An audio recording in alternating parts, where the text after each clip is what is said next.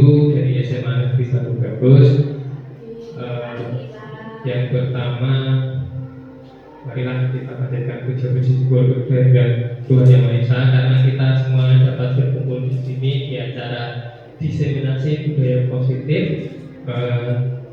Pagi ini saya akan menjelaskan nanti terkait pengibasan dari pendidikan guru penggerak yang sudah saya lakukan. Nanti di sini saya akan mencoba mendiseminasikan budaya positif. Nah, nanti yang terkait dengan budaya positif itu nanti apa aja nanti bisa kita bahas ya. Sebelum kita mulai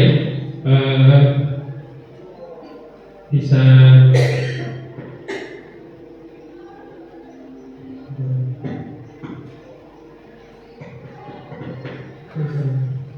nih yang pertama nih cek untuk Bapak Ibu guru bisa untuk berdiri sebentar.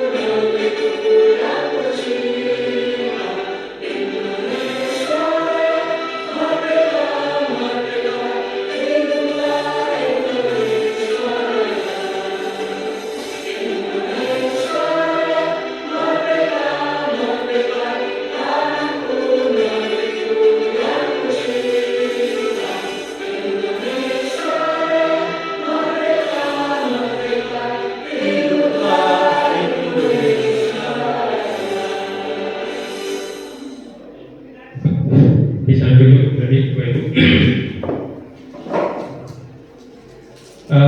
Gini, nanti di sini saya akan menjelaskan sedikit pemaparan ilmu yang sudah saya peroleh. Nah, sebelum kita lanjut, ini kita ice breaking dulu ya Bapak Ibu. Ice breakingnya ini bisa tebak gambar. Tadi kan kita sudah berdiri, ya. Ini kita biar untuk memfokuskan di kegiatan ini biar kita bisa fokus nanti untuk diseminasi. Nah, ini bisa dilihat ini peraturannya dulu ya. Peraturan yang pertama adalah fokus dan tidak boleh tidak fokus. Terus yang kedua dilarang berkedip. Yang ketiga, perhatikan gambar berikut ini nanti. Untuk gambar yang pertama, perhatikan gambar berikut. Gambar apakah aku? Ayo, mau langsung dijawab atau? Dijawab. Satu jawab semua. Gambar apakah aku? Gambar. Oke, kita lihat apakah ayo, ada yang jawab pinguin. Iya, gambar apa? Gambar berikut. Perutnya pinguin. Yang ini. Oh ya. Yang ini cuma biasa. Oke, foto. Tapi malah saya ini gambar berarti ini gambar. Itu nanti yang belakang ada yang itu. Itu Betul, oke. Oh, Penguin namanya malaikat. Tadi kan masalah gulune penguin kuil. Gimana kan dia dulu? Oke, jawabannya apa Bapak Ibu? Oke, penguin. Kita coba lihat jawabannya.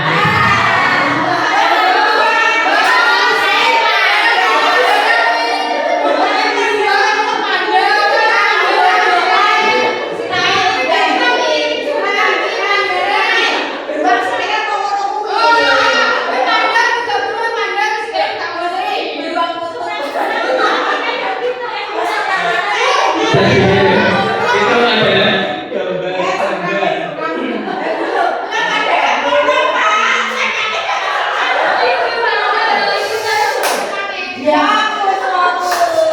Yang penting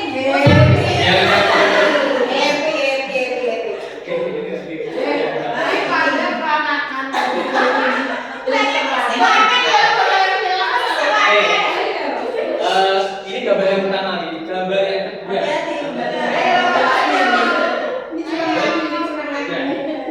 Perhatikan gambar berikut.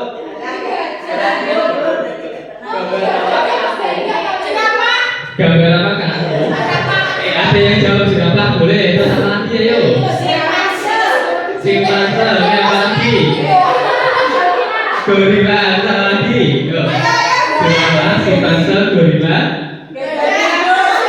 Beda, oke, beda. Apa lagi? Sapi. Sudah ya. Oke, kerbau, oke. Oke, kita buktikan.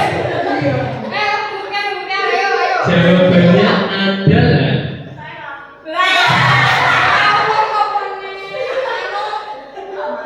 nanti keluar dari kita ini adalah gambar bebek Bapak Ibu.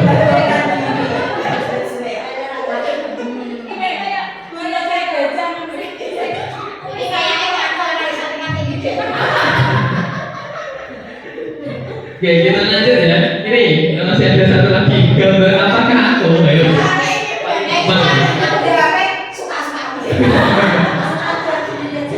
Ini gambar apa? Gitu ya. Paling gampang ya.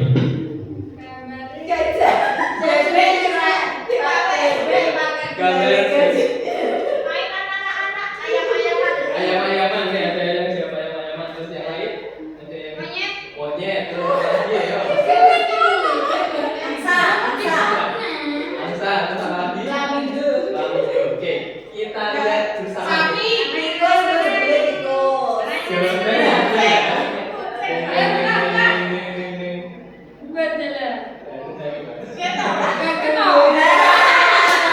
Ini adalah gambar USB.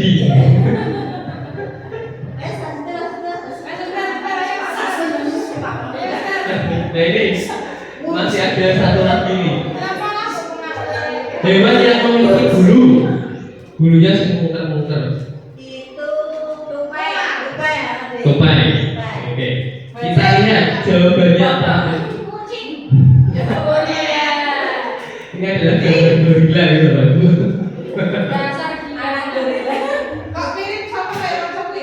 Oke, fokus aja kita fokus dulu, fokus.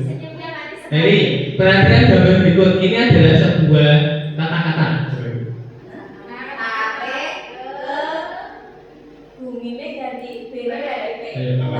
Ya, contohnya ini yang ada gambar tali, berarti tadi apa? Ini, ayo ini apa? Sim. Kesimpulan. Oke, kita lihat apakah jawabannya benar. Tarik kesimpulan. Lanjut, masih ada gambarnya nih. Ini mau dilanjutkan dulu.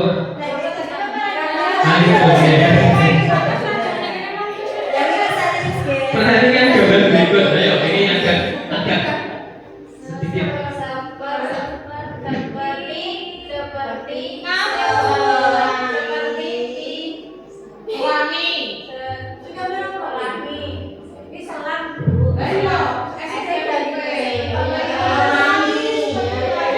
Kita lihat jawabannya apakah benar. Seperti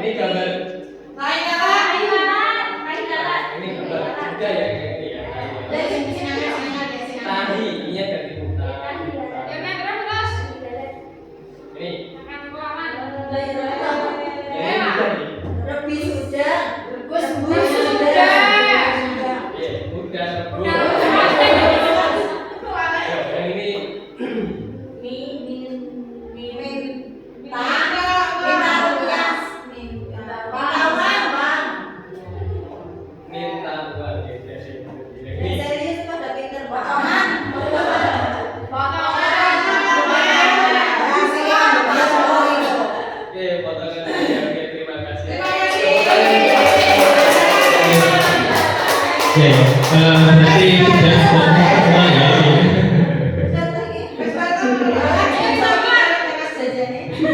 Oke, bisa fokus semua ini nanti dari saya kembali lagi ke tadi untuk budaya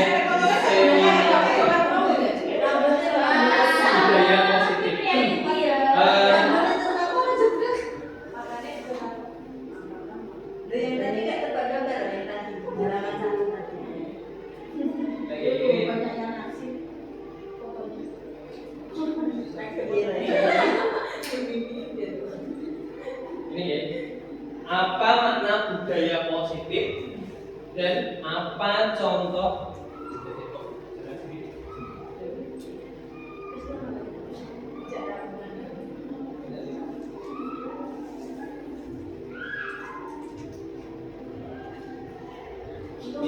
apa makna budaya positif, apa contoh penerapan positif yang telah kita lakukan.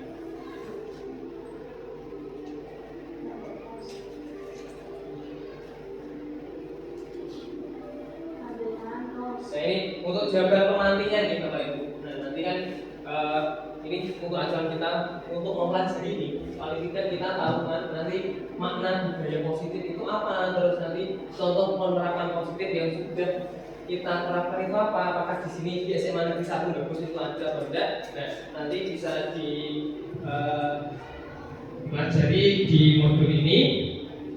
Nih untuk yang pertama adalah budaya positif. Budaya positif itu apa? Nah, budaya positif adalah kalau di sini diterangkan bahwa budaya positif di sekolah itu adalah sebuah nilai-nilai keyakinan-keyakinan di sekolah yang berpihak pada murid agar murid dapat berkembang menjadi pribadi yang kritis, penuh hormat dan tanggung jawab sehingga mewujudkan profil pelajar Pancasila. Oke, ini tujuannya itu ini nih, nanti alurnya tetap di profil pelajar Pancasila. Jadi budaya positif. Oke, langsung. Ini di sini nanti ada subbab materi-materi dalam budaya positif. Yang pertama adalah disiplin positif dan nilai kebajikan yang nanti. Terus teori motivasi. Nah, ini nanti ketika ada murid yang bermasalah, teori motivasinya seperti apa, hukuman, penghargaan, sama restitusi. Itu nanti jadi satu. Yang di bawahnya nanti ada keyakinan kelas. Terus selanjutnya adalah kebutuhan dasar manusia. Nah, murid kita itu sudah tercukupi apa belum kebutuhan dasarnya gitu. Nanti bisa dibahas di sini. Terus 5 posisi kontrol yang seharusnya kita itu nanti posisinya seperti apa. Terus yang terakhir adalah segitiga restitusi. Nah, segitiga restitusi ini biasanya digunakan untuk menangani masalah untuk peserta didik agar menimbulkan motivasi intrinsiknya. Oke, ini langsung saja tak bahas. Yang pertama adalah di mana perubahan paradigma pembelajaran dari dulu sampai sekarang kan kurikulum kan sering berubah, itu kan mengikuti bagaimana paradigma pendidikan, perubahan paradigma dalam pembelajaran. Nah, yang pertama adalah filosofi pendidikan Ki Hajar Dewantara. Yang pertama adalah tabu. Siswa itu bukan tabula rasa. Maksudnya itu gini, siswa itu bukanlah lembaga yang kosong, tetapi siswa itu sebenarnya memiliki garis yang lama-lama, garis yang tipis-tipis. Nah, tugas guru di sini itu adalah menebalkan garisnya. Gitu. Jadi kan setiap anak itu sudah memiliki karakter dari bawaan dan lahirnya. Nah, tugas kita sebagai guru itu adalah hanya menebalkan garisnya saja. Terus yang kedua adalah semua anak terlahir dengan bakatnya yang unik. Jadi mereka memiliki beda-beda ya bakatnya itu dari semenjak mereka lahir. Terus dimengerti, terus tugas guru itu menuntut bakat tersebut agar anak tumbuh dengan selamat dan bahagia. Nah, di sini nanti sesuai pemikiran tadi untuk memerdekakan anak itu ya. Terus guru itu ibarat petani, anak ibarat biji jagung. Jadi ketika guru kita sebagai guru adalah seorang petani, misal kita menanam jagung, apakah nanti tumbuhnya akan bisa jadi padi? Kan beda loh. Maksudnya kita nanam jagung, itu nanti kan tumbuhnya tetap jagung. Jadi anak itu kan punya karakter sendiri, tidak bisa menjadi sesuai keinginan kita. Misal saya mandiri jagung kok pengen pokoknya panennya nggak mungkin. Itu ibarat petani. Terus kodrat alam sama kodrat zaman. Yang terakhir ini yang paling penting itu adalah berpihak pada murid atau pada anak. Ini filosofi pendidikan Ki Hajar Dewantara. Yang selanjutnya adalah perubahan paradigma tadi, perubahan paradigma. Untuk membangun budaya yang positif di sekolah perlu menyediakan lingkungan yang positif, aman, dan nyaman agar murid mampu berpikir, bertindak, dan menciptakan dengan merdeka, mandiri, dan bertanggung jawab. Ini sesuai seperti tadi, profil pelajar Pancasila, mandiri, terus bertanggung jawab tadi. Terus selanjutnya disiplin dikaitkan dengan kontrol.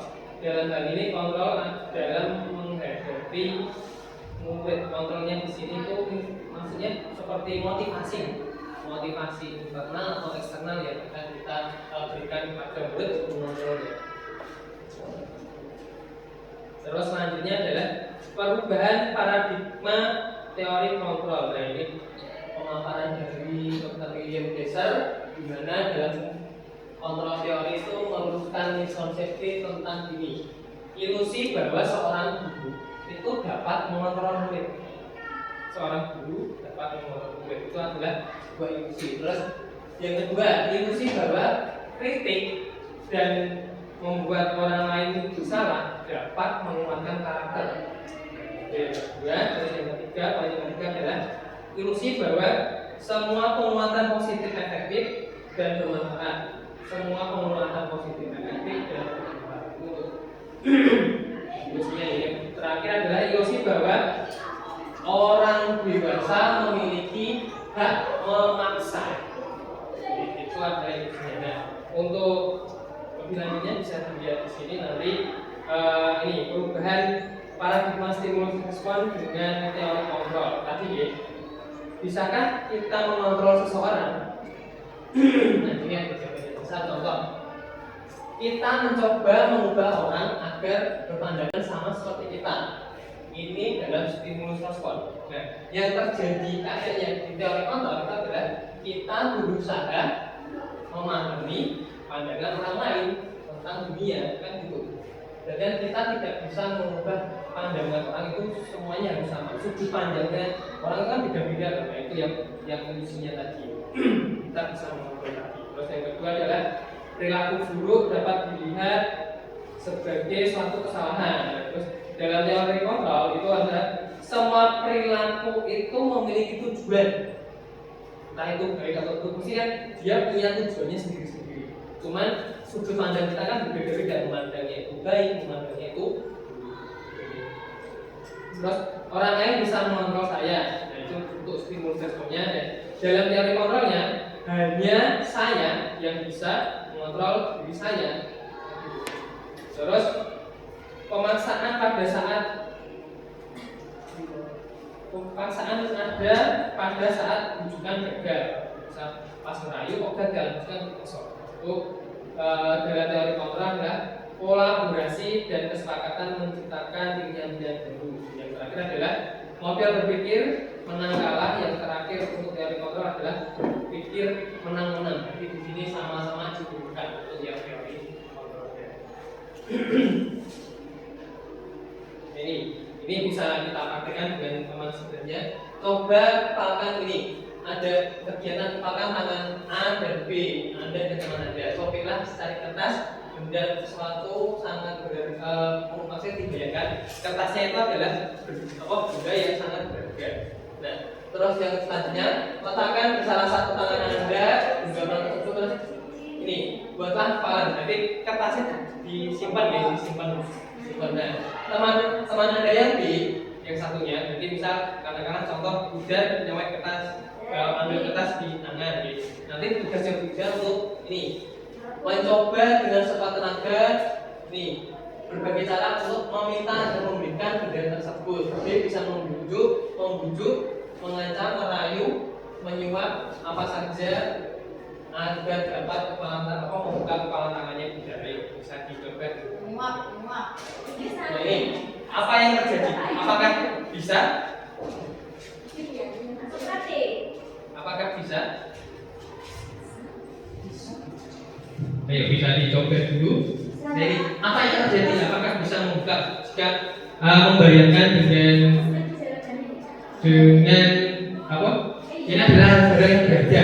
Jadi kertasnya ini kan barang yang berharga. Nanti apa yang terjadi?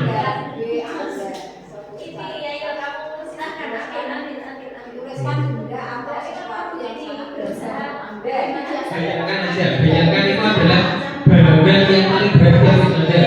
Misal rumah di zaman saya. Apakah bisa teman sebelahnya membuka? Apa yang terjadi? Bisa ya?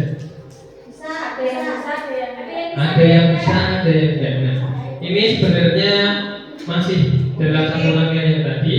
Nih, siapa yang memegang kendali atau kontrol untuk membuka dan menutup kepala tangan? Jadi yang punya barangnya sendiri. Nah, jawabannya mesti kita sendiri yang mengontrol atas kepala tangan kita. Nah, itu bergantung pada diri kita masing-masing sesuai dengan kebutuhan dasar. Nanti kayaknya ada kebutuhan dasar manusia, apakah ini sudah terpenuhi semua nanti bisa. Yang terpenting di sini siapa yang sebenarnya bisa mengontrol kita atau sesungguhnya yang dapat memiliki kontrol yang dari stimulus respon tadi nih, realitas kebutuhan kita sama. Padahal kenyataan realitas kebutuhan kita kan berbeda-beda. Ada yang butuh uang, ada yang butuh makan, ada yang butuh kesehatan, obat, dan Butuh kasih sayang. kasih sayang.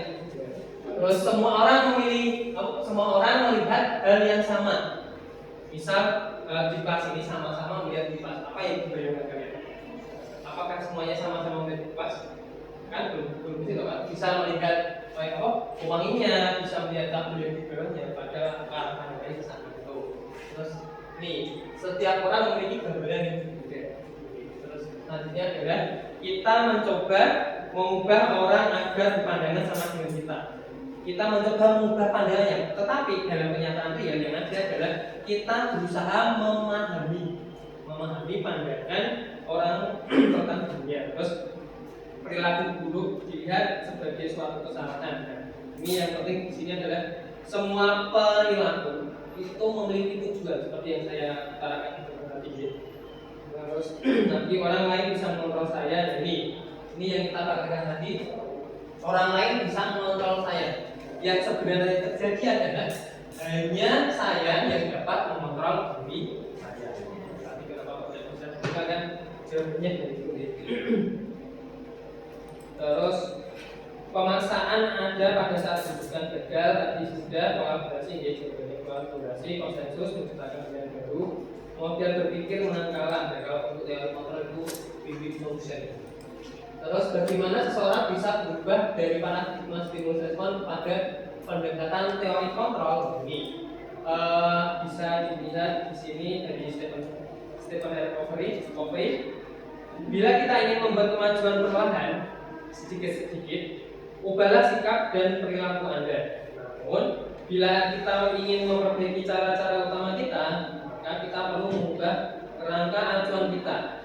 Ubahlah bagaimana Anda melihat dunia, bagaimana Anda berpikir tentang manusia, ubahlah paradigma Anda, skema pemahaman dan penjelasan aspek-aspek tertentu tentang realitas bagaimana dunia bekerja. Kenyataannya itu seperti apa dunia itu bekerja. Nih, di sini kita akan masuk ke apa makna disiplin. Dari positif ini, disiplin di sini berasal dari kata disiplina yang artinya itu adalah belajar. Dari kata dasar itu belajar. Makna asal dari kata ini berkonotasi dengan disiplin diri dari murid-murid Socrates dan Plato. Disiplin diri membuat orang menggali potensinya menuju sebuah tujuan apa yang dia inginkan. Namun seiring perkembangannya zaman ini kan dalam budaya kita makna kata disiplin itu telah berubah menjadi sesuatu yang dilakukan seseorang pada orang lain untuk mendapatkan kepatuhan. Mendapatkan kepatuhan. Ini untuk kecenderungan umum dalam buku kata disiplin dengan ketidaknyamanan, bukan dengan apa yang kita hargai atau pencapaian suatu tujuan mulia. Kan sudah jelas dari yang mulanya belajar menjadi ini suatu yang dilakukan untuk seorang pada orang lain untuk mendapatkan kepatuhan. Itu yang ada di diri kita ini. Itu sekilas tentang disiplin. Nah, ini ada tujuan disiplin positif. Disiplin positif itu menanamkan motivasi untuk menjadi orang yang mereka inginkan, terus dan menghargai diri sendiri dan orang lain, sendiri dengan nilai-nilai yang mereka percaya. Terus yang selanjutnya adalah akan tetap berperilaku baik dan melandaskan nilai-nilai kebajikan, karena mereka ingin menjadi orang yang menjunjung tinggi nilai yang mereka hargai untuk mencapai tujuan mulia. Oke, selanjutnya ini Kiai Dewantara. Disiplin menurut Kiai Dewantara itu adalah menyatakan bahwa untuk mencapai kemerdekaan dalam suatu konteks pendidikan yang kita saat ini dan untuk menciptakan murid-murid yang merdeka, syarat utamanya adalah harus ada disiplin yang kuat. Nah, disiplin maksudnya dari Ki Hajar Dewantara ini adalah disiplin diri yang memiliki motivasi internal. Jika kita tidak memiliki motivasi internal, maka kita perlu pihak lain untuk mendisiplinkan kita. Oke, di sini nanti murid itu nanti kita buat biar dia memiliki motivasi internal, biar bisa tumbuh sendiri, tidak bergantung pada motivasi eksternal gitu ya. Nah, ini nilai-nilai kebajikan, nilai-nilai kebajikan universal itu yang mendukung dari disiplin positif tadi. Pakar pendidikan mengatakan bahwa disiplin sebagai bentuk kontrol diri, yaitu belajar untuk kontrol diri agar dapat mencapai suatu tujuan yang mulia, di mana tujuannya ini mengacu pada nilai-nilai atau prinsip-prinsip yang mulia yang dianut seseorang. Kita dinamakan nilai-nilai tersebut sebagai nilai-nilai kebajikan yang universal. Nilai-nilai kebajikan yang ingin dicapai setiap anak Indonesia yang kita kenal dengan profil pelajar Pancasila. Ini tujuannya dari seperti guru Merdeka itu kan sama dia sama-sama ingin mencapai profil pelajar Pancasila. Dan di sini nilai-nilai kebajikan universal di sini menyatakan bahwa setiap perbuatan memiliki suatu tujuan. Seperti yang teori matematika menyatakan ini dari Dr. William Glasser pada teori motornya tadi. Terus yang kedua pada Jenny Dosen menyatakan bahwa mengemukakan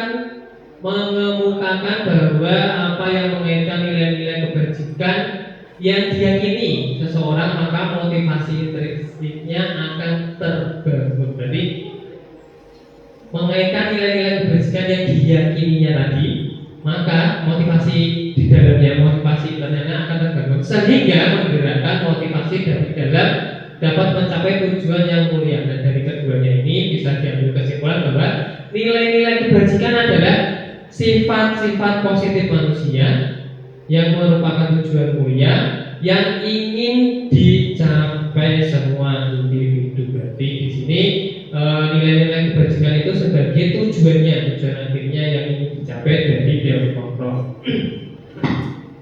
Oke, terus selanjutnya lagi, di sini ada profil pelajar Pancasila. Ada yang masih ingat? Waktunya yuk. Gusri Pak. Pelajar Pancasila dari Mungkin mau dinyanyikan bersama-sama biar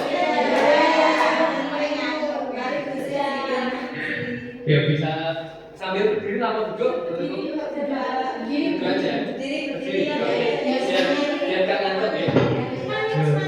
Mulai 1, 2, 3. Pelajar Pancasila beriman dan bertakwa pada Tuhan Yang Esa dan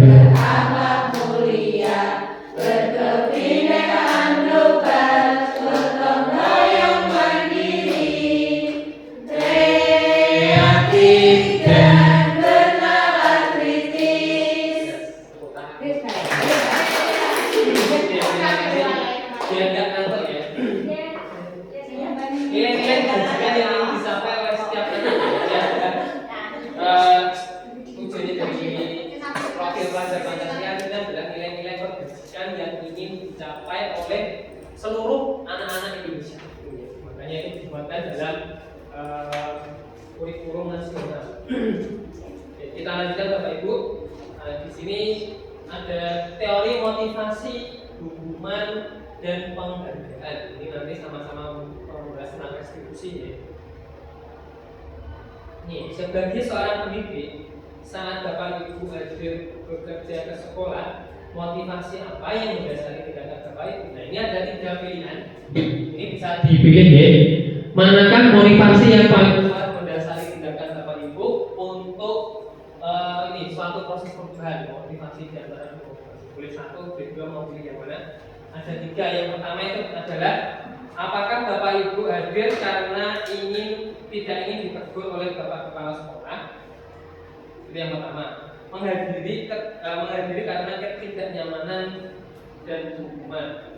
Menghindar dari ketidaknyamanan dan hukuman. Terus yang kedua adalah Bapak Ibu hadir karena ingin dilihat dan dipuji atau mendapatkan penghargaan sebagai guru berprestasi, mendapatkan imbalan dan atau penghargaan dari orang lain. Terus yang terakhir adalah Bapak Ibu ingin menjadi orang yang berusaha dan bertanggung jawab serta menghargai diri sendiri sebagai teladan untuk murid-murid Anda dan rekan guru Anda serta lingkungan Anda, karena Anda percaya tindakan Anda sebagai pemimpin pembelajaran akan jadi panutan oleh lingkungan Anda. Bapak Ibu bisa dipilih mau pilih yang poin 1 atau poin 2 atau poin 3? Poin 1. Ada yang jawab poin 1, ada yang jawab poin 3 ya. Kadang-kadang semua salah. Kadang-kadang ada yang semua 3. Kita lihat jawabannya.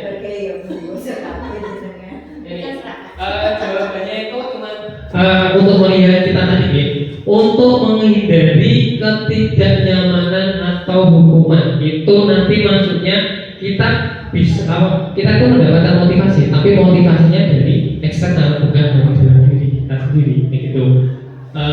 Apa yang akan terjadi apabila tidak melakukannya kan, kalau eksternal biasanya kan bisa hilang ya kalau peraturannya itu menghindari ketidaknyamanan atau hukumannya hilang kan, nanti sudah gak dihukum oleh kan motivasinya sudah hilang, motivasi yang eksternal. Terus yang kedua itu adalah untuk mendapatkan imbalan dari orang lain atau institusi, bisa ya.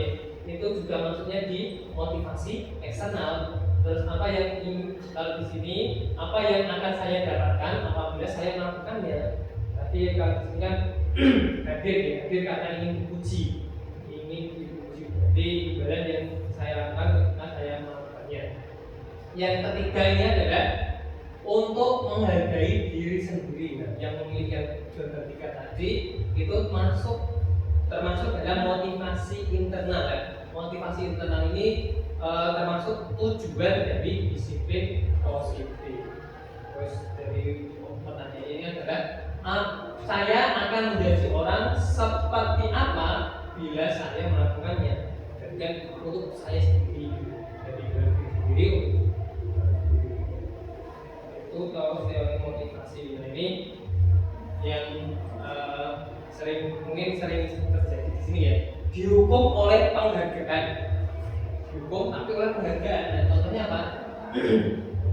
Penghargaan menghukum mereka yang tidak mendapatkan penghargaan. Misalnya sistem ranking. Kalau sistem ranking itu kan ada bisa peringkat 1 sampai terakhirnya bisa katakanlah 30. Yang nomor 1 kan sering-sering tapi yang ranking yang 3 itu kan secara tidak langsung kita membuli anak itu, merasa anak itu terkucilkan dan saya peringkatnya paling rendah. Terus yang selanjutnya adalah memberikan penghargaan dan hukuman. Ada hal yang sama karena keduanya mencoba menghindarkan perilaku seorang. Terus karena orang pada dasarnya tidak suka dikendalikan, itu teori Paul tadi. Dalam jangka waktu lama, penghargaan akan terlihat sebagai digunakan seperti jika suatu penghargaan diharapkan, namun Anda tidak mendapatkannya, Anda akan merasa dihukum karena saat kita seperti mau ikut lomba, tapi pun kenyataannya tidak dapat juara. Itu kan seperti dihukum. Kenapa kok saya tidak dapat juara kan? Dihukum oleh ini jadi contoh-contohnya jenisnya tadi. Dari pengaruh jangka pendek dan jangka panjang, terus penghargaan menghukum, penghargaan mengurangi kecepatan, penghargaan tidak efektif, penghargaan berusaha hubungan dengannya. Ini perbedaan hukuman dan konsekuensi. Nah ini ada kegiatan. Contoh yang pertama adalah mencatat 100 kali di dalam buku kalimat saya tidak akan terlambat ke sekolah. Nah ini termasuk hukuman atau konsekuensi? Bapak Ibu bisa dilihat atau langsung mau dijawab nomor 1? Mencatat. Oke. Termasuk dalam hukuman. Oke, nomor 1 hukuman. Nomor 2, mengelilingi lapangan basket 2 kali karena terlambat dari sekolah. Hukuman. Oke, yang ketiga, murid diminta untuk push-up 15 kali karena tidak menggunakan masker ke sekolah. Hukuman. Terus menggantikan kertas tugas teman yang dicoret-coret, menggantikan kertas. Terus membersihkan tumpahan air, maksudnya konsekuensi. Terus murid disuruh untuk telanjang kaki seharian, sepatunya kenyopot karena tidak menggunakan sepatu hitam. Oke, terus yang terakhir, lari mengelilingi lapangan basket 2 kali karena terlambat 10 menit. Lari mengelilingi lapangan basket 2 kali karena terlambat 10 menit untuk melakukan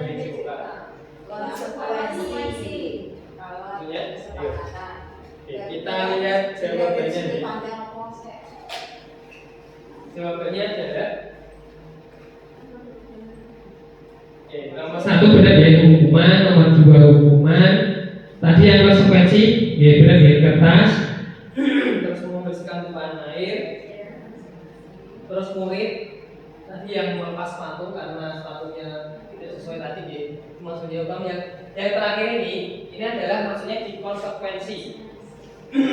Karena kan mengelilingi lapangan basket 2 kali karena terlambat 10 menit. Nah, terlambatnya ini untuk apa? Karena di sini kan adalah pelajaran PJOK dan 2 kali kan cuma 2 kali kan sampai hanya kayak tadi.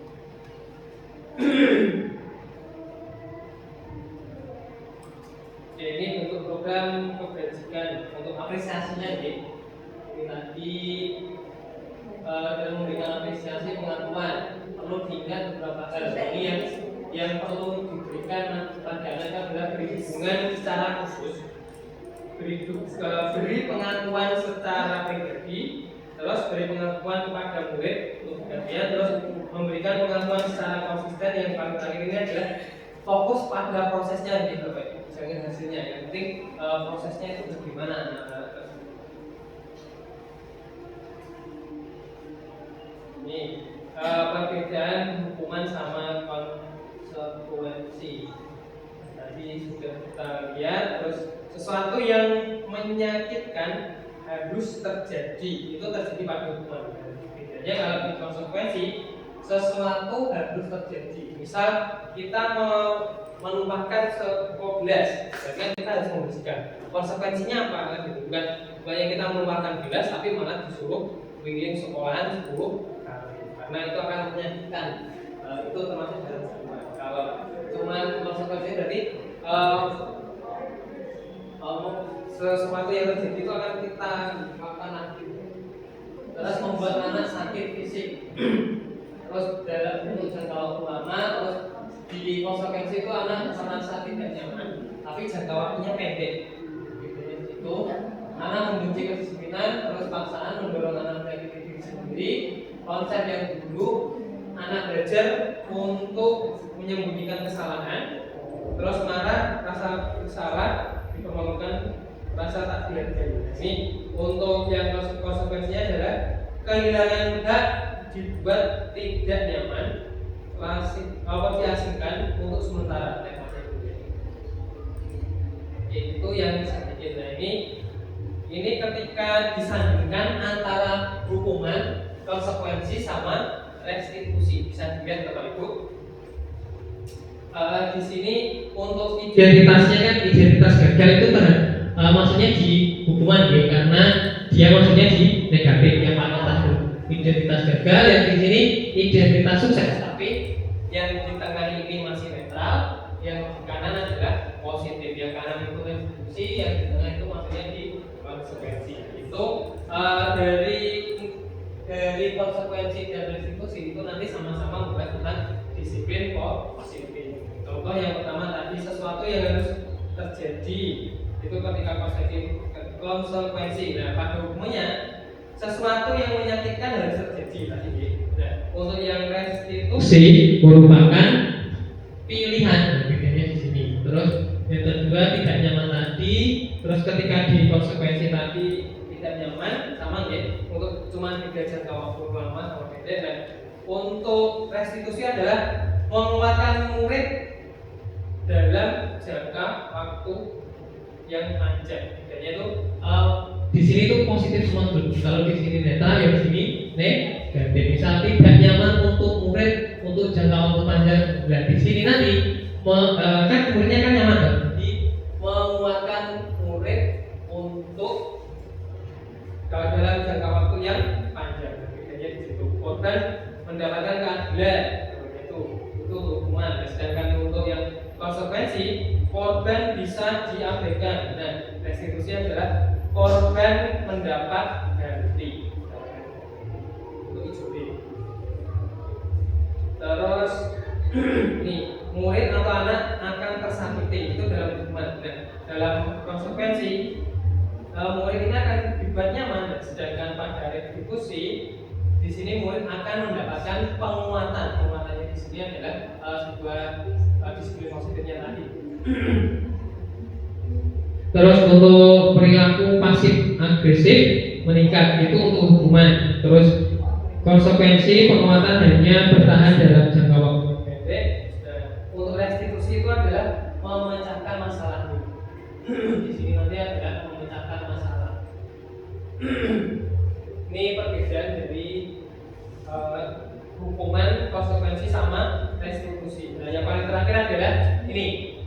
Peraturan itu membuat anak membenci sama partunya itu. Nah, sedangkan konsekuensi itu adalah anak atau murid menghormati peraturan. Nah, yang di sini untuk restitusi adalah murid atau anak menghormati dirinya sendiri dan orang lain. Jadi bukan karena faktor eksternal ya. Kalau di sini itu nanti sudah murid itu menghormati dirinya sendiri dan orang lain. Sudah motivasi intrinsik. Kalau yang di konsekuensi itu masih eksternal dan hukuman itu masih motivasi eksternal. Oke, kita lanjut. Apa itu restitusi? Nah, di sini tadi sudah dibahas sedikit ya. Untuk perbedaannya ini adalah restitusi adalah proses menciptakan kondisi bagi murid untuk memperbaiki kesalahan mereka sehingga mereka bisa kembali pada kelompok mereka dengan karakter yang lebih kuat. Jadi mereka bisa kembali pada kelompok mereka dengan karakter yang lebih kuat. Maksudnya dia sudah siap memotivasi dirinya sendiri. Jadi kalau sudah dihubungkan ke kelompoknya lagi, berarti tidak bakal tercemar lagi. Terus restitusi juga merupakan proses kolaboratif yang mengajarkan murid untuk mencari solusi permasalahan mereka ya, masalah mereka, dan membantu murid berpikir tentang orang seperti apa mereka yang diinginkan, tujuan mulia, dan bagaimana mereka harus memperlakukan orang lain. Ini yang disampaikan oleh Ibsen. Ini ada ciri-ciri restitusi, bukan untuk menebus kesalahan, namun untuk belajar dari kesalahan. Terus memperbaiki hubungan, tawaran bukan paksaan. Dan selanjutnya adalah restitusi menuntun untuk melihat ke dalam diri. Terus restitusi mencari kebutuhan dasar yang mendasari tindakan. Terus Restitusi adalah cara yang paling baik. Restitusi fokus pada karakter bukan tindakan. Restitusi fokus pada solusi. Yang terakhir adalah restitusi mengembalikan murid yang berbuat salah pada kelompoknya. Lanjut. Ini yang sering yang kita lakukan nanti adalah keyakinan kelas. Jadi, mengapa tidak peraturan saja?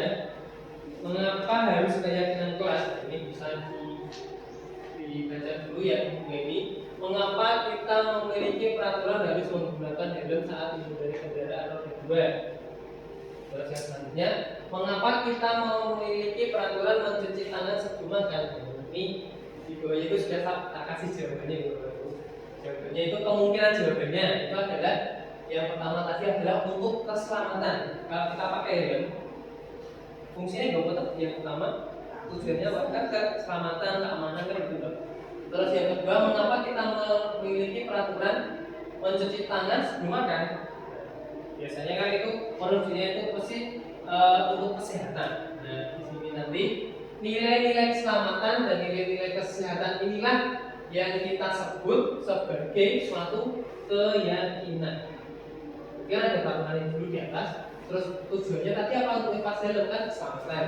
Terus yang mencuci tangan adalah untuk kesehatan. Jadi kesehatan sama keselamatan itu nanti maksudnya di keyakinan. Nah, yaitu nilai-nilai kebajikan universal yang disepakati secara tersirat dan tersurat lepas dari latar belakang suku, negara, bahasa maupun agama. Itu adalah maksudnya di keyakinan kelas. Nah, ini letak keyakinan kelas ini kan dengan di buku yang berwarna pink. Yang berwarna pink ini peraturan kelas. Terus di atasnya itu nanti ada keyakinan kelas. Nah, kalau keyakinan kelasnya itu sudah terbentuk semua, itu nanti akan membuat lingkungan yang positif. Nah, yang paling dari di atas itu adalah budaya positif. Itu ketika semua sekolah sudah memiliki lingkungan-lingkungan yang positif, terus memiliki keyakinan kelas dan memiliki peraturan kelas yang berjalan dengan selaras. Terus di sini keyakinan kelas sebenarnya disusun berdasarkan kebutuhan murid dalam membentuk budaya positif, terus mengenai segala hal potensi positif sebagai landasan keyakinan kelas dan dengan sadar diyakini bersama. Kalimat yang digunakan juga kalimat universal positif mudah diingat. Tujuannya ini, tujuan dari penerapan keyakinan kelas antara lain adalah menumbuhkan keterlibatan murid dalam membentuk keyakinan kelas untuk mencapai kelas impian bersama. Terus mewujudkan merdeka belajar yang berpihak pada murid. Terus selanjutnya menciptakan komunikasi segala arah antara guru dan murid. Dan yang terakhir adalah membiasakan budaya positif dan disiplin positif tadi. Budaya positif dan disiplin positif.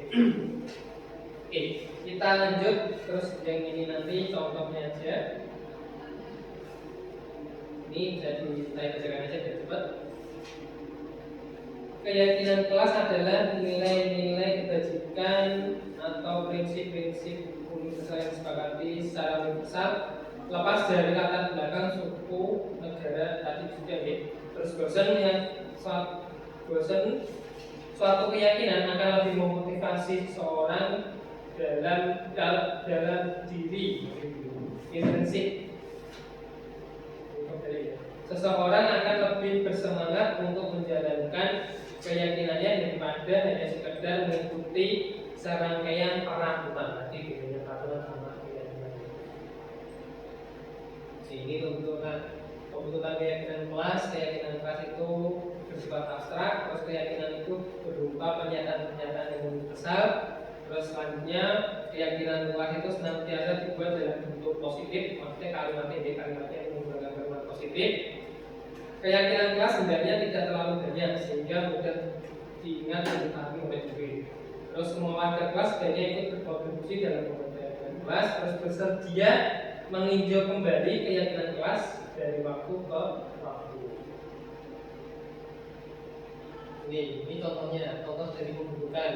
Selalu membalikan buku ke tempatnya, itu maksudnya di tanggung jawab. Terus orang itu maksudnya menghormati orang lain dan diri sendiri, terus juga apapun itu menghormati orang lain juga, dan komitmen. Terus dilarang melakukan kekerasan, itu keselamatan, keselamatan dan menghormati orang lain. Dilarang menggunakan narkoba, itu maksudnya di kesehatan. Terus bergantian atau menggiliran antri di sini itu maksudnya menghormati orang lain, kesabaran, gerakan masker, itu juga keselamatan. Yang terakhir adalah jangan berlari di kelas atau koridor, jadi keselamatan dan keamanan. Ini untuk contohnya nih, contoh nilai kebajikan yang ingin diwujud dalam keyakinan kelas. Nah ini prosedur atau langkahnya nih, langkah untuk menuliskan atau membentuk keyakinan kelas itu adalah meminta siswa untuk menulis keyakinan kelas. Berarti semua ya, semua siswanya nanti menuliskan. Terus nanti kalau ada yang sama membahas keyakinan kelas yang telah tulis. Kalau ada yang sama kan bisa dieliminasi, bisa dikurangi. Terus memilah keyakinan kelas, mengubah keyakinan kelas menjadi kalimat positif, menyepakati. Nah kalau sudah terbentuk kalimat positif, nanti sepakati yang mau diterapkan di kelasnya itu yang mana gitu. Terus yang terakhir adalah keyakinan kelas dibuat poster dan ditempel ke dinding kelas. Untuk di ini contohnya, kemarin saya sudah melakukan membuat keyakinan kelas di kelas.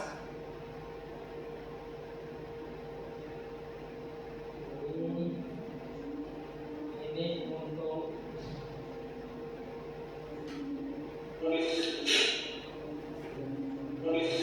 Perkenalkan, nama saya Gatot Pratama dari kelas 11 S1. Bagaimana perasaan kamu saat membuat keyakinan kelas? ini testimoninya ya. Apakah menurutmu pembuatan keyakinan kelas penting dilakukan? Sangat penting Menurutmu, mengapa pembuatan keyakinan kelas sangat penting dilakukan? karena dapat menumbuhkan rasa tanggung jawab. Dan itu contoh kemarin yang testimoni, dan ini sedikit keyakinan kelas. Selamat siang. Ini langsung saja. Ini kemarin kan saya minta semua murid untuk menuliskan di sini.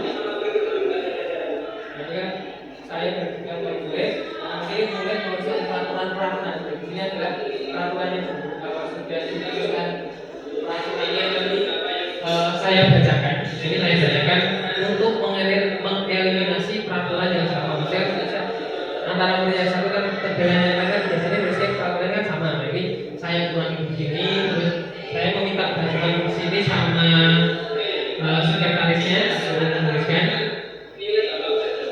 Kita tolong berkolaborasi dengan sekretaris. Terus kita nanti menyepakati peraturan-peraturan yang akan disepakati bersama. Ini mengeliminasi peraturan yang sama. Baru peraturan bukan belum satu yang kelasnya. Kalau sudah di sini nanti membentuk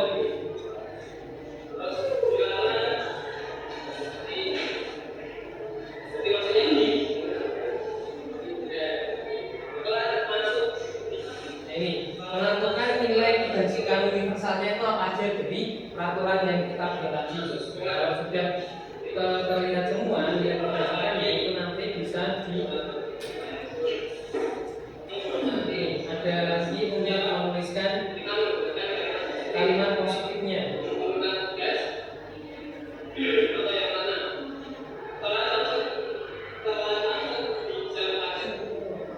Ini di sini sudah mulai menuliskan positifnya,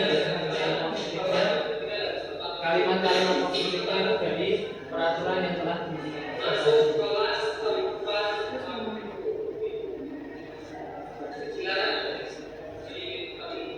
saya cepatkan dulu.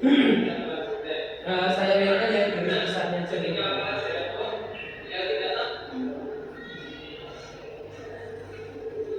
Ini kemarin yang tampak dan tidak tampak. Jadi saya memberikan acuan. Oh, ini peraturan yang dilakukan yang tidak boleh itu apa, itu nanti saya masukkan sekalian di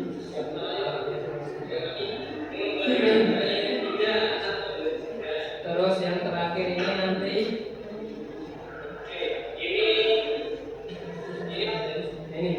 menentukan keyakinan kelas. Jadi ini nanti saya bacakan lagi dari kalimat positif yang sudah ditentukan tadi. Terus poin-poin apa saja yang akan kita sepakati, nah itu nanti diambil dari semua murid. Mungkin yang mau menunjukkan kebenaran saya itu poin-poin berapa saja. Poin-poin berapa saja yang akan Mana-mana. Jadi bisa digabung ya. Nomor 8 sama 6. Masuk ke kelas apakah semuanya setuju? Nomor 2. Mengumpulkan tugas tepat waktu. ini yang poin. Mengikuti pembelajaran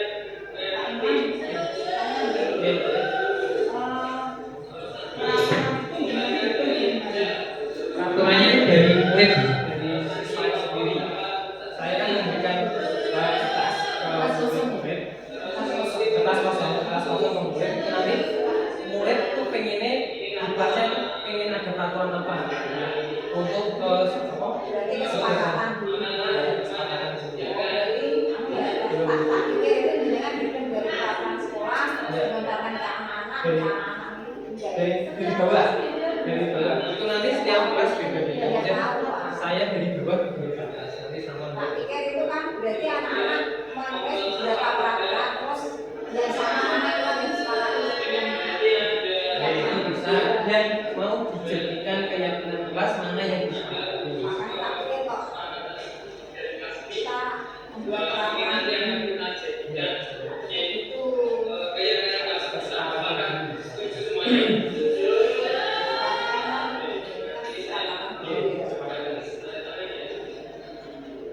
Ini untuk coba nanti Sampai sini ada yang bertanya?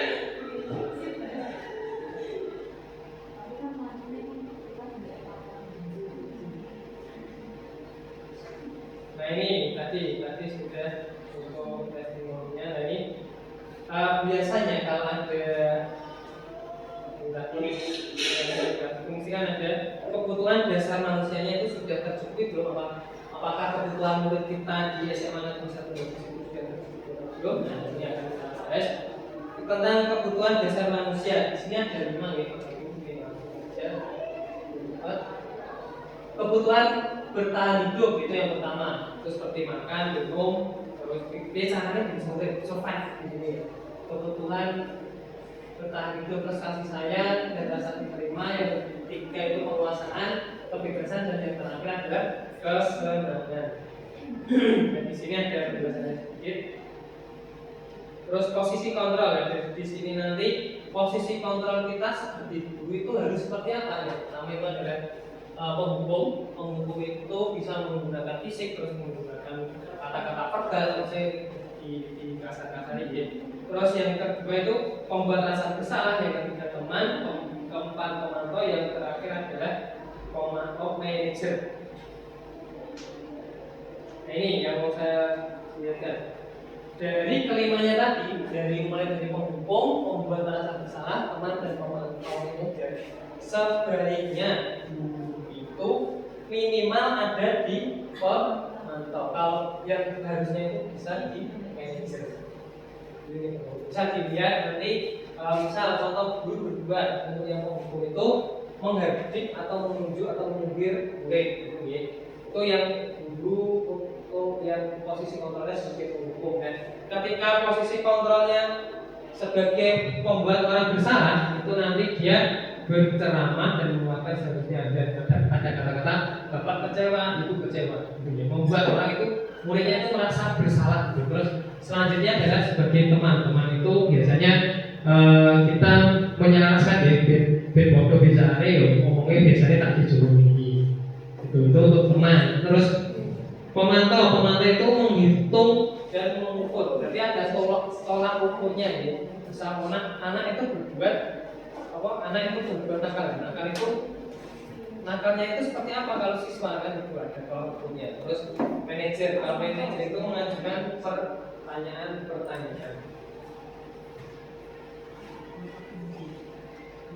Oke, itu nanti sampai terakhir dampaknya untuk murid. Yang penting di sini dampaknya pada murid itu ketika penghubung, murid itu biasanya mengulangi kesalahan. terus pembuat orang merasa bersalah itu muridnya itu akan merasa rendah diri. Terus untuk teman dia lemah, tidak mandiri dan bergantung dan biasanya itu nek sebagai teman itu biasanya unggah-ungguhnya nggak ada yang jangkar misalkan belum biasa punya diri sama sendiri. Terus kalau pemantau itu menitikberatkan pada sanksi atau hadiah untuk dirinya, dan ini yang sebenarnya itu adalah sebagai manajer. Kemudian nanti mengevaluasi diri, bagaimana cara memperbaiki diri. Itu yang dapat terjadi pada murid ketika kita menjadikan posisi kontrol kita sebagai manajer. Kita lanjut. Ini posisi kontrol. Ini contoh ya Bapak Ibu bisa dilihat. Yang nomor 1, saya kecewa sekali dengan kamu selalu terlambat. Nah, itu maksudnya di posisi kontrol yang mana? Misal Bapak Ibu bilang ke murid, yang pertama adalah membuat rasa bersalah. Terus yang kedua, kamu selalu telat. Sekarang bersihkan taman. Yang ketiga, ayolah, kamu pasti bisa tidak terlambat melakukan beribu ya. Yang keempat, apakah kamu mau mendapatkan stiker tulisan hari ini? Apakah kamu mau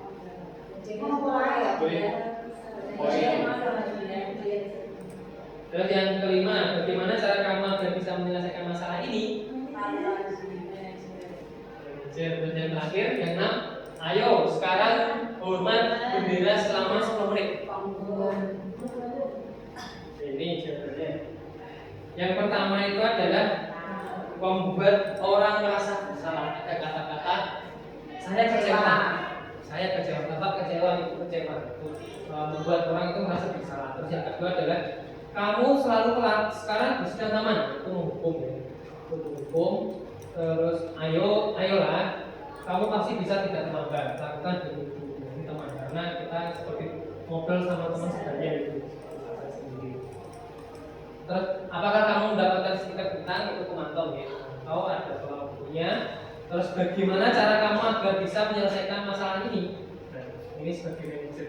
Ini yang sebaiknya guru itu nanti posisi kontrolnya adalah sebagai manajer. Yang terakhir adalah penghukum. Karena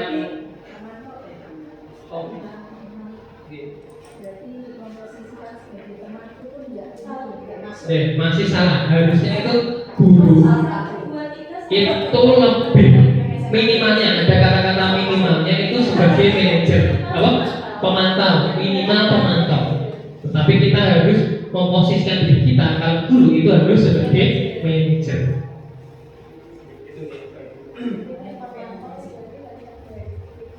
Ada titiknya, ada tolak ukurnya biasanya. Ada tolak ukurnya. Bisa kita lanjut. Ini sedikit institusi. Lebih tepatnya itu ketika murid ada yang mengalami masalah, ini nanti bisa kita gunakan sebagai penyelesaian masalahnya. Tujuan dari sedikit institusi adalah salah satu cara menanamkan disiplin positif pada murid sebagai bagian dari budaya positif tadi. Ini hubungannya sama yang di awal tadi. Terus guru dapat menerapkan eksekusi, membimbing mereka disiplin positif. Terus yang terakhir adalah ini, guru dapat menganalisis sikap reflektif dan kritis penerapan disiplin positif di lingkungan sekolah.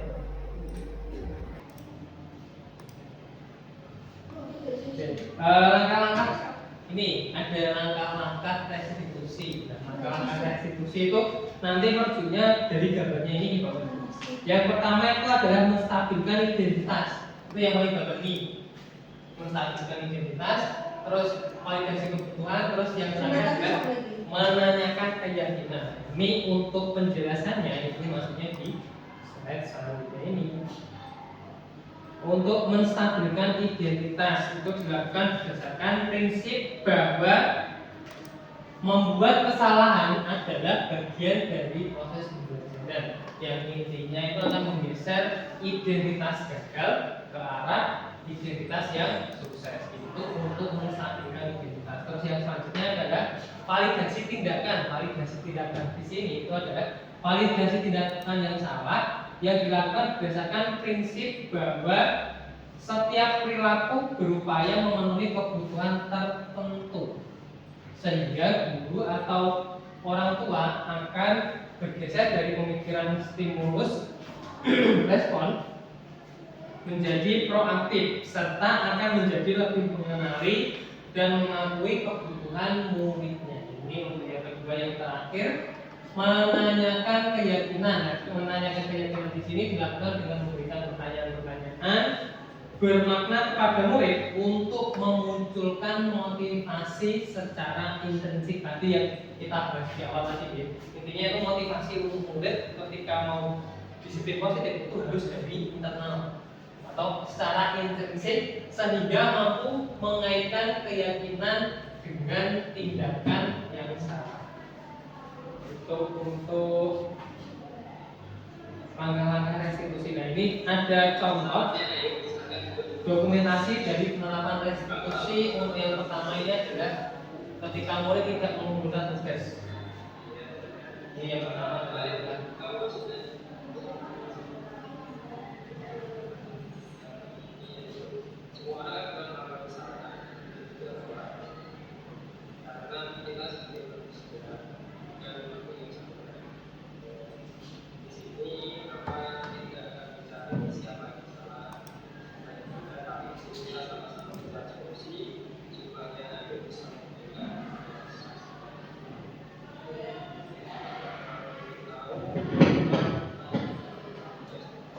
Yang kedua adalah validasi tindakan yang salah. Validasinya. Kalau sudah tahu,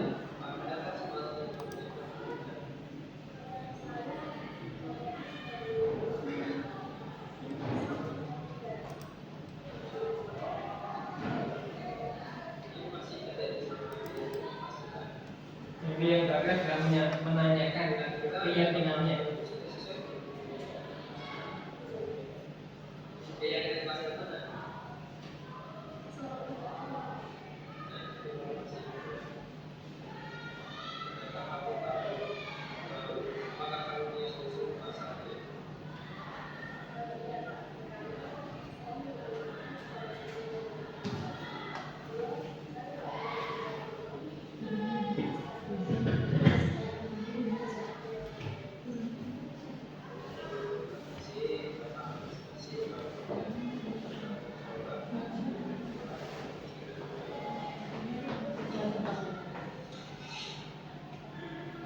Itu yang pertama nih. Ini yang kedua. Masalahnya dengan murid yang sama itu murid terlambat sekolah. Ada yang terlambat. Ini sama-sama menstabilkan integritas. Terus yang selanjutnya itu nanti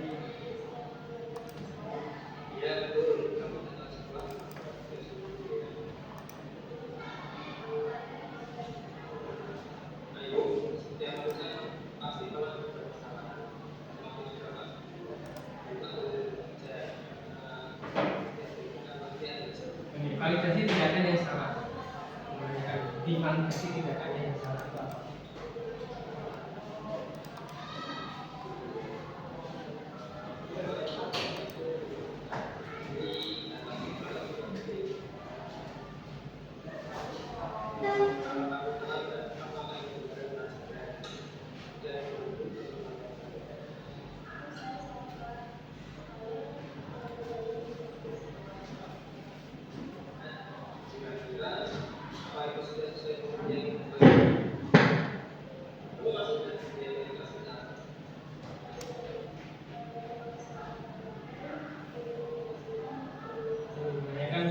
Menanyakan bukti keyakinan selesai.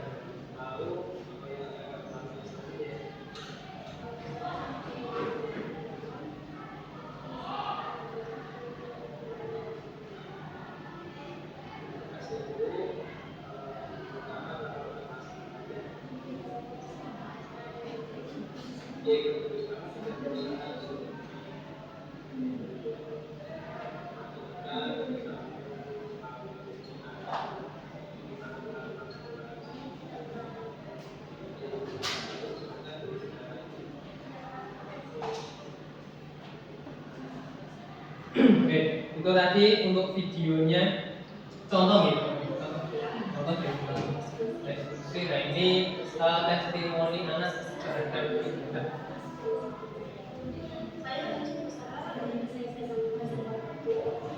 Jadi dari testimoninya ini murid itu akan memunculkan motivasi intrinsik dari dalam dirinya sendiri.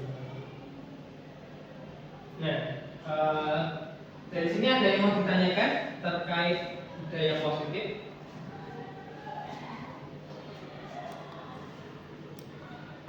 Oke, kalau Tidak ada yang ditanyakan, bisa saya akhiri dulu ya untuk pertemuan ini. Sekian dari saya, kurang lebihnya mohon maaf. Wassalamualaikum warahmatullahi wabarakatuh. Ya, terima kasih. Assalamualaikum.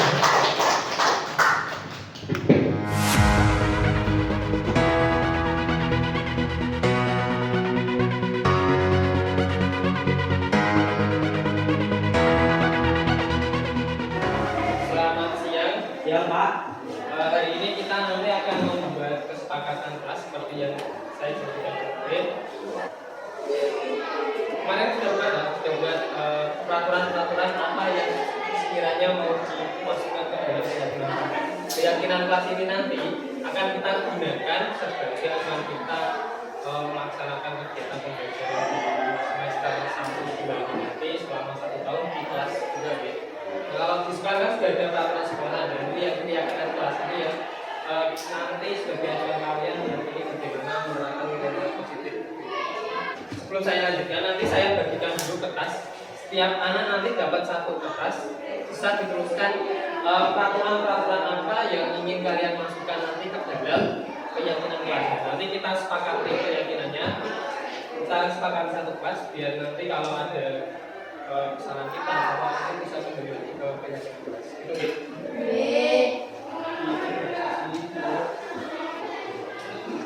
Nama sama langsung peraturan aja ya.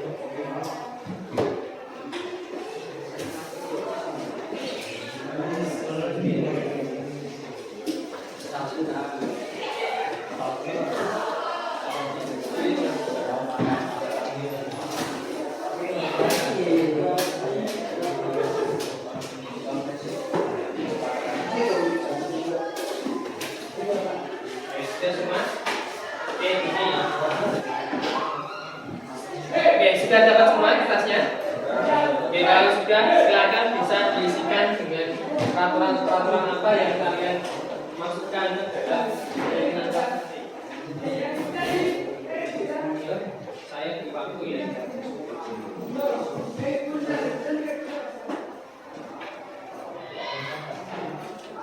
Mau dikasih 5 juga boleh, yang penting nanti peraturannya itu nanti untuk keberlangsungan bersama ya.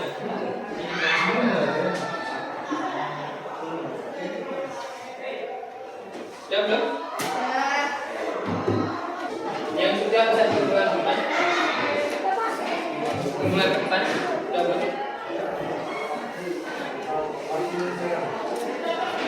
Sekretarisnya mana?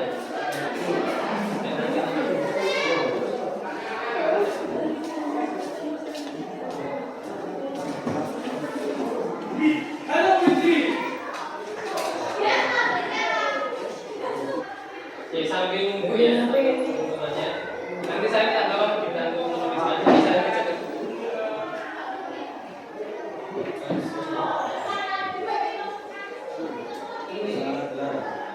Sudah belum?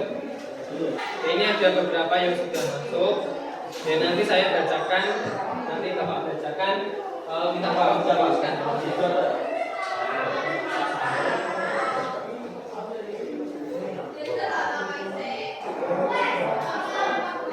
Oke, sudah dapat semua ya. Oke, ini Bapak bacakan, nanti minta tolong untuk dituliskan sama sekretarisnya. Yang pertama tadi dari Siska Dwi Jessica. Telat masuk jam pelajaran minimal 5 menit. Dilarang terlambat, dilarang merokok, dilarang makan. dilarang terlambat, mengambil barang orang, mencuri, menumpuk tugas, merokok. Menumpuk tugas berarti tepat waktu tadi ya. Dilarang merokok, mencuri, terlambat, mengambil tugas. Oke, ini sudah sama semua. Berarti kita dapatkan 13 peraturan kelas. Karena ini dari kalian sendiri, nanti dari kalian kelasnya. Sekarang ini akan Bapak tambahkan nilai-nilai kebajikan yang ada dalam peraturan tersebut apa aja nanti. Nah, bisa Bapak tulis. Sekarang kita tentukan nilai kebajikan apa yang termuat dalam peraturan kelas ini. Misal telat masuk ya oke. Masuk sekolah. Oke, sudah ya. Berarti kita masukkan nilai-nilai kebajikan apa yang terkandung dalam peraturan ini. Contoh, telat masuk di jam pelajaran, mengerjakan tugas tepat waktu, berarti kan menghormati ya, menghormati orang lain atau rasa hormat. Terus apa lagi? Dilarang mencuri barang milik teman. Kejujuran. Terus menghormati orang lain kan barang teman gitu. Jadi menghormati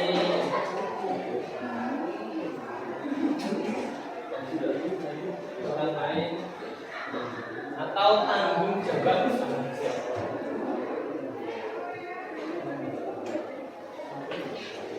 Terus apa lagi? Dilarang ngobrol saat pelajaran, berarti apa? Berarti maksudnya menghormati orang lain. Menghormati orang lain. Terus dilarang tidak mengumpulkan tugas, berarti apa? Berarti tepat waktu tadi ya, sama ya. Berarti apa? Mandi sendiri, terus rasa hormat atau menghormati orang lain sama aja. Terus apa lagi? Kalau telat masuk berarti apa? Telat masuk di jam pelajaran. Berarti kan kedisiplinan. Dengan boleh rasa hormat juga boleh.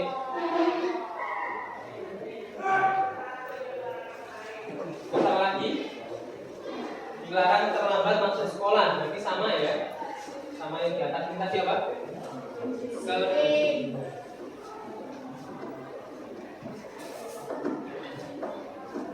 Terus apa lagi? Dilarang merokok di kelas.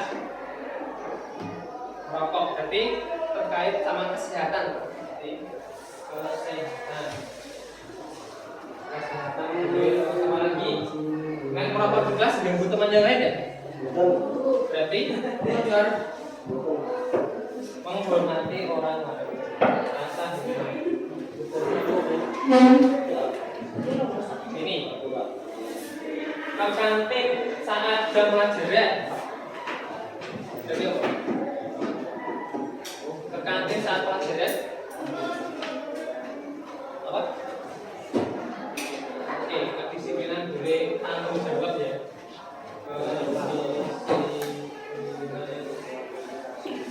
Atau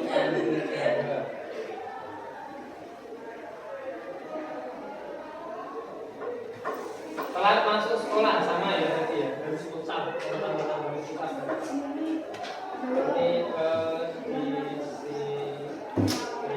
Terus dilarang makan di kelas saat pelajaran, berarti menghormati orang lain.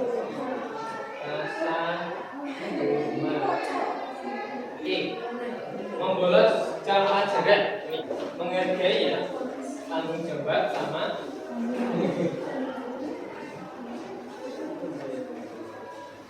rasa hormat. Kalau ini dilarang membuang sampah sembarangan, berarti apa? Kebersihan. Kebersihan.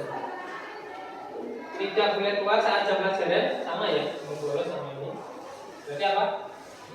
Keluar sama membolos. Berarti tanggung jawab dan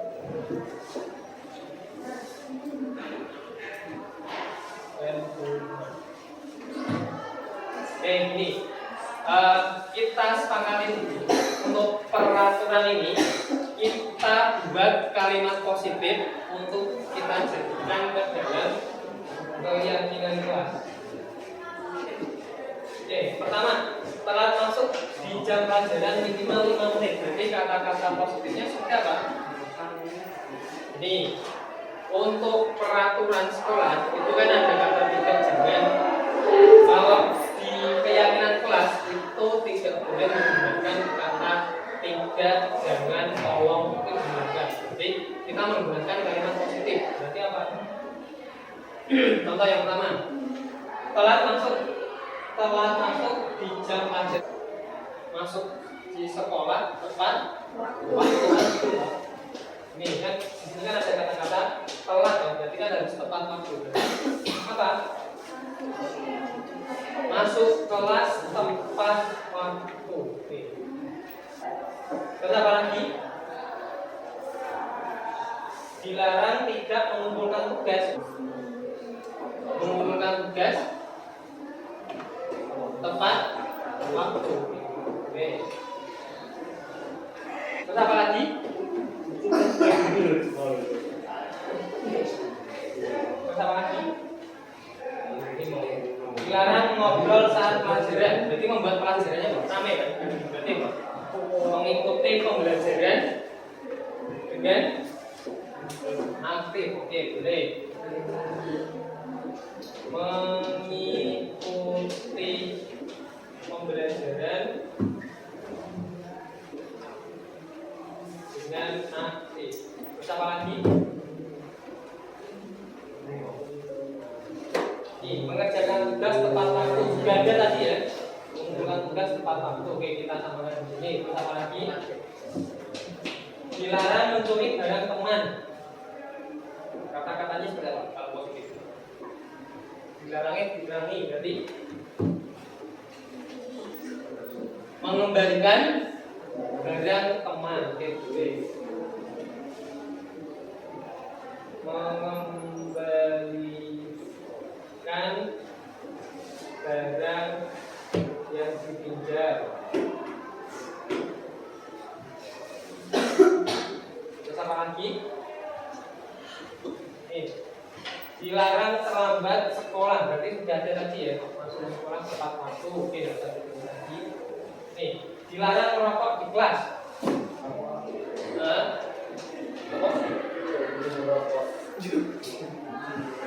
Selain kata dilarang, merokok dapat merusak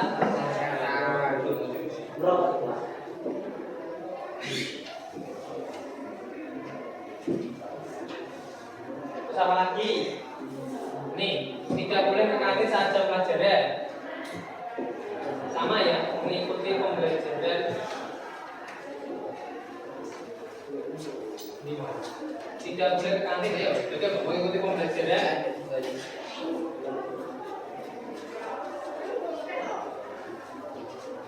Pembelajaran.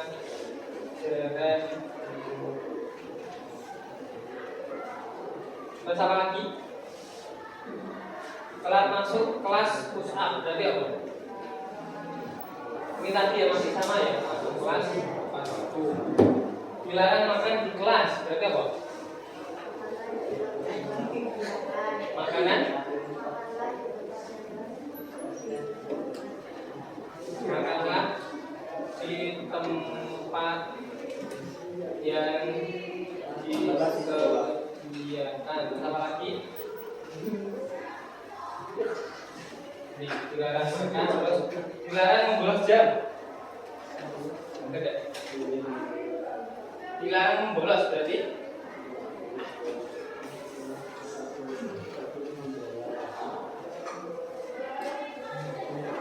apa? Mengikuti pembelajaran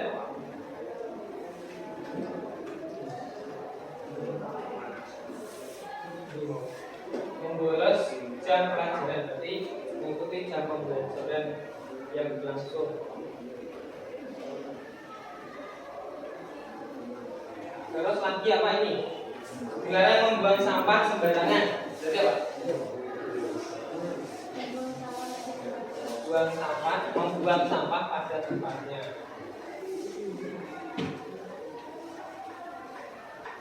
Terus apa lagi?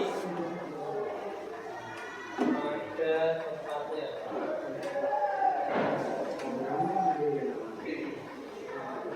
Yang terakhir, tidak boleh keluar saat jam pelajaran. Sama tadi ya, mengikuti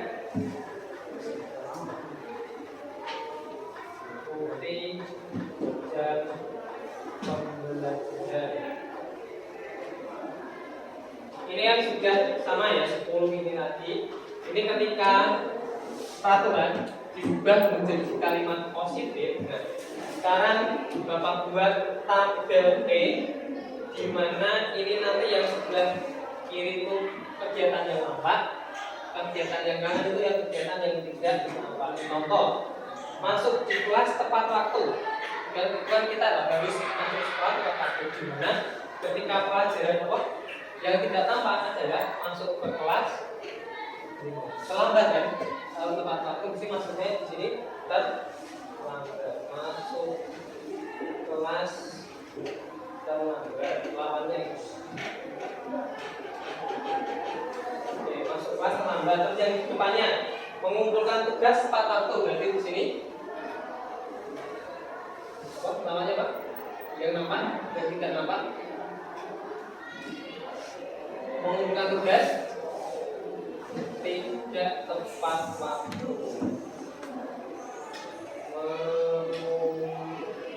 Mengumpulkan tugas setelah itu ya terlambat.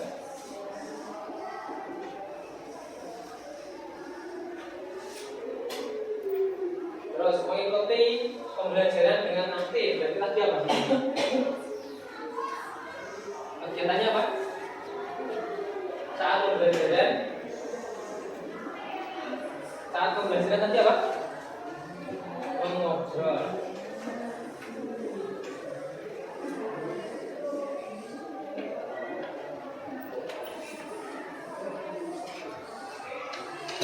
Terus di sini ada lagi mengembalikan barang yang dipinjam. Tadi mana? Berarti kegiatan yang tidak nampak tadi apa? Kalau di sini mengembalikan barang yang dipinjam, berarti yang di sini adalah mencuri barang teman.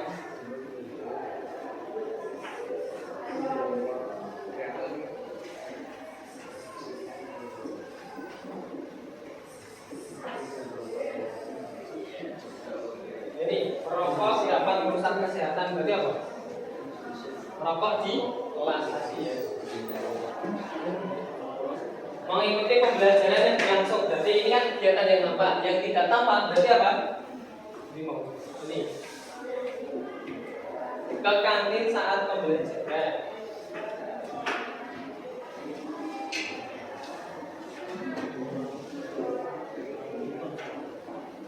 Terus apa lagi? Makanlah di tempat yang disediakan. Berarti apa? Oh ini ya. Dilarang makan di kelas. Dilarang makan di kelas. Terus mengikuti pembelajaran yang berlangsung. Ini yang kedua. Tadi apa? Yang satunya adalah membolos jam pelajaran.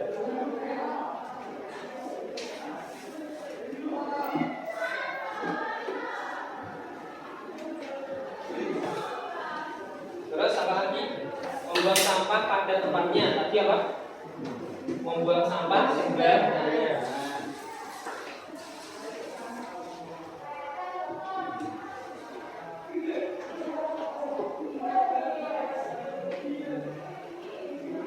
Terus mengikuti jam pembelajaran. Yang terakhir tadi adalah keluar saat jam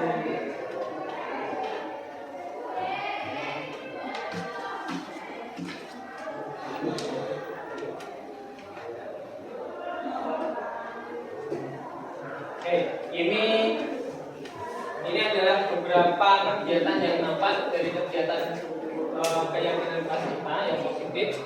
Ini kegiatan yang tidak nampak. Misal masuk ke kelas tepat waktu. Kalau di sini nanti masuk kelasnya terlambat, ini yang jangan dulu. Yang ini yang dilihat dari 1, 2, 3, 4, 5, 6, 7, 8, 9. Dari ke-10 keyakinan ini bisa ada yang sama enggak? Atau mungkin yang mau dimasukkan ke dalam keyakinan kelas kita itu mau poin yang berapa saja? 8 sama 6, berarti bisa digabung ya. Nomor 8 sama 6. Masuk ke kelas tepat waktu, apakah semuanya setuju? Setuju. Satu saya ingkari. Nomor 2, mengumpulkan tugas tepat waktu. Setuju. Mengikuti pembelajaran dengan aktif. Setuju. Terus lagi, mengembalikan barang yang bijak. Setuju. Terus lagi, merokok dapat merusak kesehatan. Setuju. Terus mengikuti pembelajaran berlangsung. Setuju. Ini tadi sama nomor 8 ini. Terus makanlah di tempat yang disediakan. Pak, yang nomor 8, 6, sama 10. 8, 6, 10. Oke, sama ini ya. Oke, saya tulis warna tadi. Berarti nomor 9. Membuang sampah pada. Setuju. Oke, berarti ada 1, 2, 3, 4, 5, 6, 7. Ada 7 kesepakatan dari kelas ini. Ini nanti akan kita jadikan sebagai keyakinan kelas kita. Apakah setuju semuanya? Setuju. Oke, nanti saya minta tolong dibuatkan list tanda tangan ya. Oke, sampai sini ada yang mau tanyakan? Terkait keyakinan kelas, oke, berarti nanti ini karena kita sudah sepakati bersama, nanti keyakinan kelas ini akan kita gunakan selama 1 tahun depan ya. 1 tahun ke depan di perwalian saya di kelas 11 F1. Begitu ya. Ada yang mau bertanya? Nah, kalau tidak saya akhiri. Wassalamualaikum warahmatullahi wabarakatuh. Waalaikumsalam warahmatullahi wabarakatuh.